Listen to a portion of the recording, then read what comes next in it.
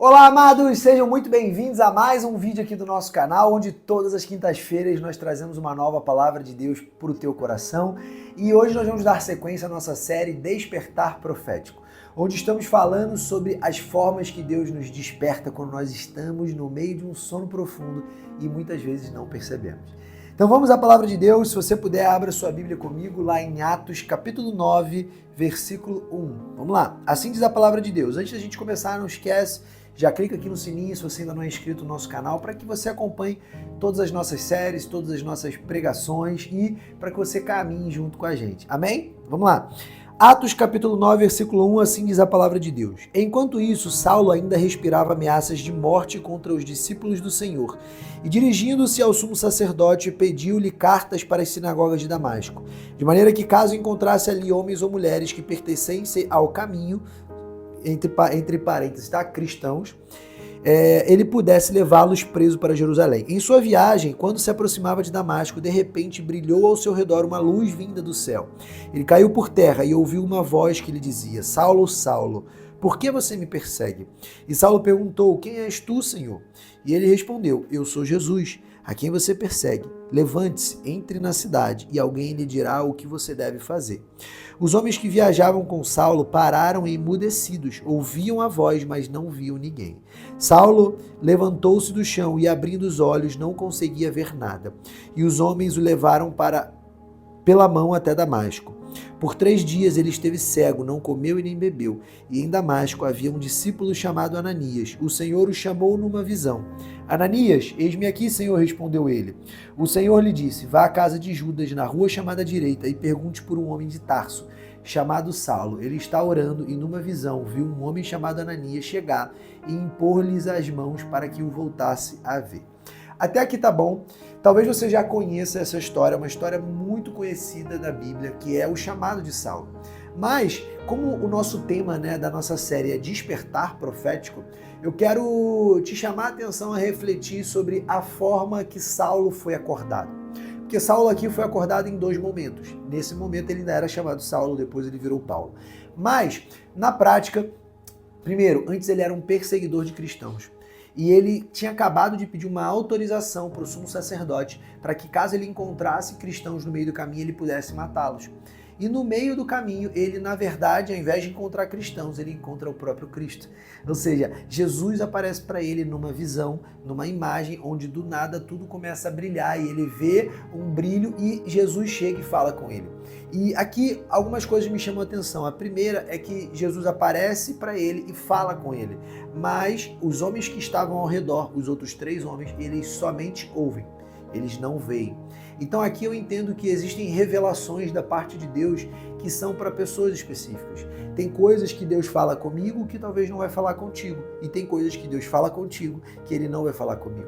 Por que isso acontece, Vitor? Porque existe um plano personalizado de Deus para mim e para a tua vida. Salmos 139 diz que Deus desenhou os nossos planos quando nós estávamos no ventre da nossa mãe.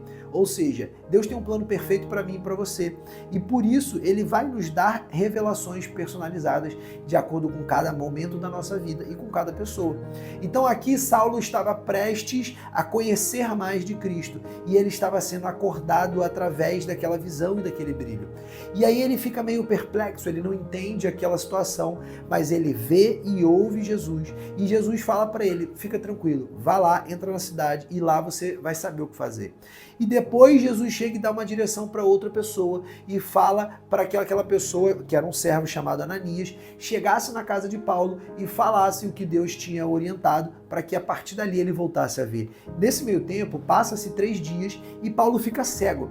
Ele não come, ele não bebe, ele jejua e também fica sem ver. Então ali ele fica sem visão. Então o primeiro despertar de Paulo nesse momento, Saulo, ainda aqui, desculpa, Saulo, ele desperta para a situação que ele estava vivendo. Porque ali ele era um perseguidor de cristãos e Jesus aparece e fala: cara, por que você está me perseguindo, Saulo?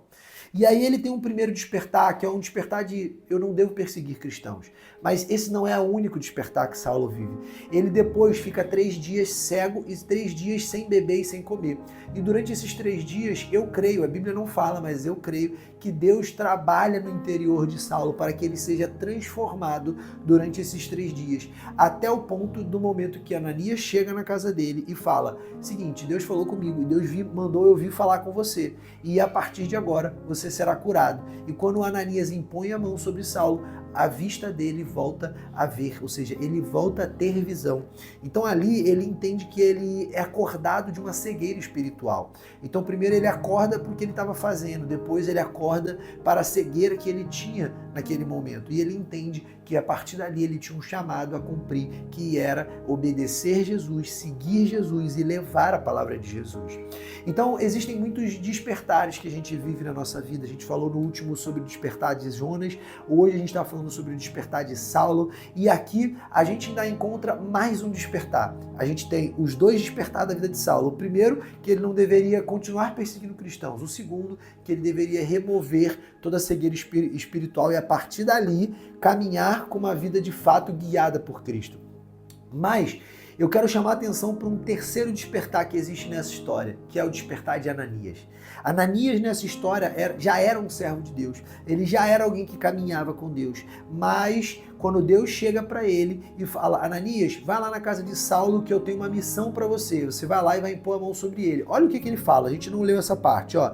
No versículo 13, respondeu Ananias, Senhor, tenho ouvido muita coisa a respeito desse homem e de todo o mal que ele tem feito aos teus santos em Jerusalém. Ele chegou aqui com a autorização dos chefes dos sacerdotes para prender todos os que invocam o teu nome. Mas o Senhor disse a Ananias, vá, este homem é meu instrumento escolhido para levar o meu nome perante os gentios e seus reis e perante o povo de Israel.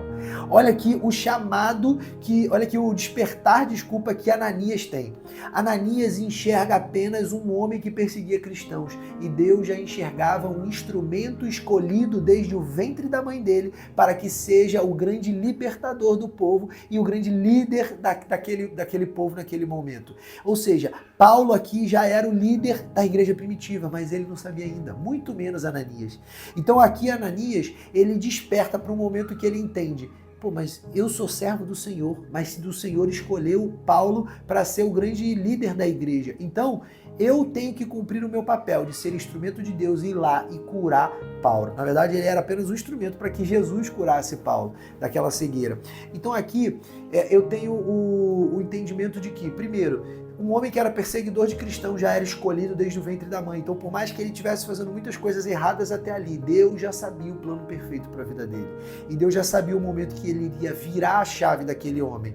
E no meio daquilo, Jesus aparece para ele, tem uma visão e ele tem um primeiro despertar. Depois ele fica 3 dias cego, 3 dias em jejum. Naqueles 3 dias ele é trabalhado por Deus e de repente Ananias chega e dá o segundo despertar dele para que ele realmente seja chamado, entenda o seu chamado e a partir dali comece uma vida. E parênteses, ele não sai dali e começa a pregar, tá? Depois ele ainda fica mais 2 anos na Ásia para depois ele aí sim exercer o chamado dele, não é de uma hora para outra.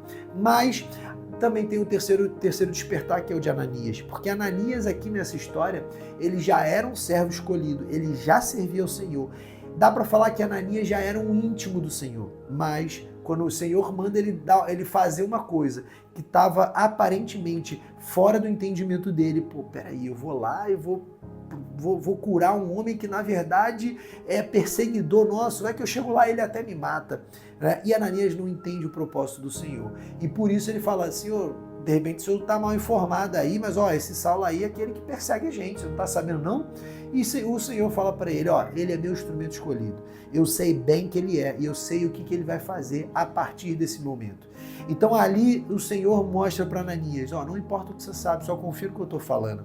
Isso me lembra muito da história de Samuel, quando vai ungir Davi, né? Que ele chega lá e ele vê Eliabe, que era o irmão de Davi, e ele acredita a olho nu que seria Eliabe o escolhido por ser um dos mais fortes, um dos mais esbeltos, mas Deus fala com ele, ó, eu não escolho o homem pela aparência inteligência, eu escolho pelo coração. Eu já sei quem Davi vai se tornar. Não importa a força que ele tem hoje, não importa se ele está no exército ou se ele não está. Eu sei o coração de Davi.